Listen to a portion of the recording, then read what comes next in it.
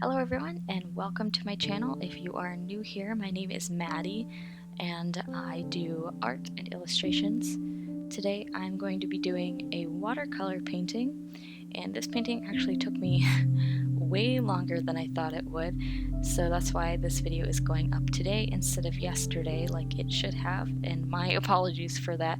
I was bad, and on Friday, instead of finishing this painting, I decided to watch Iron Fist with my husband all night. So that's what I was up to, but at least I'm getting this video up, and this coming Saturday, I will definitely have my next video up. So this painting, to start off with, I just sketched it in my sketchbook, and then I wanted it to be bigger, so I scanned it in, and in Photoshop I made it bigger, printed it out, and then transferred it onto 9x12 Arches cold press paper, which I right now am enjoying the cold press, even though it has that rougher tooth that I'm generally not a fan of for watercolor.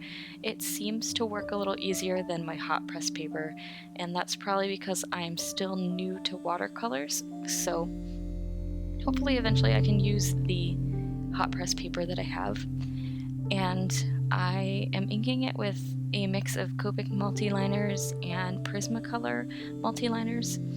For a lot of it I use the brush marker, illustration marker, Prismacolor illustration marker I think is what it's called. It has a brush tip, almost like the brush tip on Copic markers, but really tiny. It worked really well with the rougher tooth of the paper. It could actually get into those crevices a little easier than the felt tip multiliners, so I enjoyed using that. I did notice that it has to dry for quite a while before you can paint on top, and I didn't realize that, and I noticed it did smudge in one little small spot, but I was able to lift up the smudge, and then I just blow dried it, and that didn't happen again. So lesson learned, but the crisis was averted, so that's pretty good.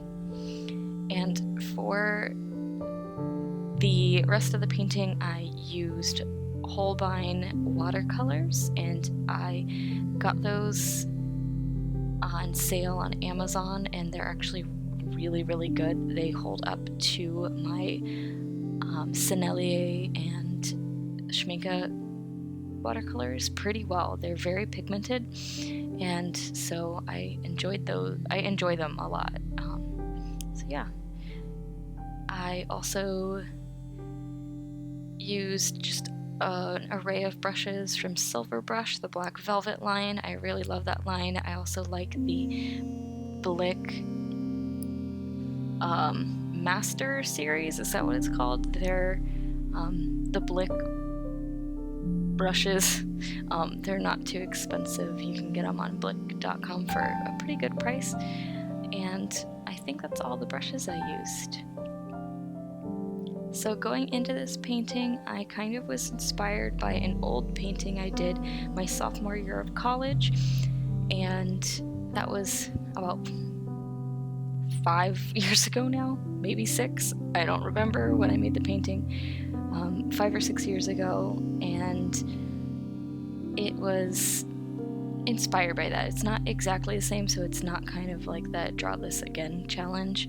The position is different, but it's the same kind of concept where I have this character who's one of my older characters that I don't really use anymore, sitting in kind of a field, I guess. It's not really a field, but sitting in a poppy area with lots of poppy flowers. So in the original painting, the poppies were red, and it was the color palette was very red based, but for this painting I initially thought of making the poppies red, but I figured I wanted to make them white and have kind of a lighter palette to this one, so I started off with this kind of really light jade green wash in the background, which I felt like it set the tone pretty well to have this kind of light almost ethereal kind of background, and the flowers end up being a kind of cream and purple. And I wanted him to really stand out as the darkest feature in the painting. So his hair being black, and then his sweater being very dark as well. And right now, the color I'm painting it, I ended up not liking. I wanted initially the sweater to be kind of a yellowish brown, but I eventually, after I fill all of the sweater in with this brown I'm doing right now, I go over it with a glaze of quinacridone magenta, because it didn't seem to fit how I wanted it to in the painting. So I decided to kind of shift it more towards the red, purplish kind of brown, and that made it a little more cohesive with the rest of the painting.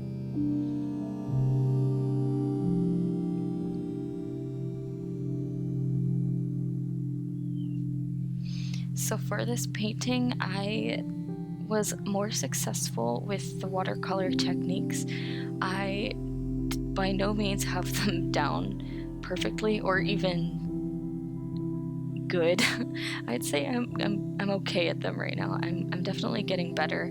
The flat washes, they're not super flat, but they actually all have a very similar tone to them, which I was really struggling with.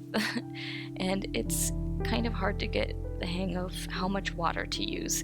And I think that's my main problem. Was initially I was using too much water, and then the paper would buckle a little bit too much, even though I always stretch it because I know I'm going to use too much water, but it would still kind of get a little bit wavy, and then water and the pigment would pool in those kind of valleys, and then the peaks of the buckle would be lighter. So I think I've gotten better with knowing how much water I should use, and the paper doesn't warp. It doesn't really warp at all, especially since I stretch it and then tape it down to the board. And I'm able to get better flat washes that way, which is great because it was something I was definitely struggling with. And since I am a little bit better at that now, I was able to do better glazing and do painting in more layers. I've also kind of switched up how I do certain things. Like before, I would use a lot of convenience colors, and I do still like to use the convenience colors. There's nothing wrong with that, but I only use the ones that are labeled as transparent, whereas before I would like to use the ones that are labeled as I would use the transparent ones as well as the opaque colors, and I found that the opaque colors kind of made the painting less luminous, I guess. So I had a lot of like flesh tone colors, and since those flesh colors actually have white mixed into them, they are opaque, and it makes it so it's almost like you're painting with gouache than watercolor, because to me the beauty of watercolor is that it is transparent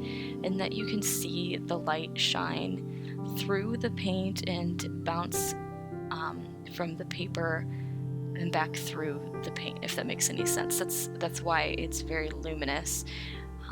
So I have been mixing the skin colors with reds and yellows and a touch of either Payne's gray or some sort of blue to make it less vibrant orange, and that really has, I think, improved the way I make skin look when I'm painting with these watercolors. So and that's how I used to do it when I was painting in college, because I had very few colors. I had maybe 10 colors that I would work with, and here I have a huge palette, and I have I think 65 colors on this palette, which is totally overkill, and all the opaque colors I plan on kind of scooping out with my palette knife and replacing them with with eventually transparent colors, or just leaving the colors that are transparent in there so that I know which ones are. But yeah, I found that has really helped improve my painting, and then I'm able to do better glazes, and to me it looks a lot nicer. And there are a lot of people that use opaque watercolor. It looks absolutely outstanding, but I'm still new to it and I'm getting used to it, and this is kind of what I found that I like, so I'm pretty excited about that.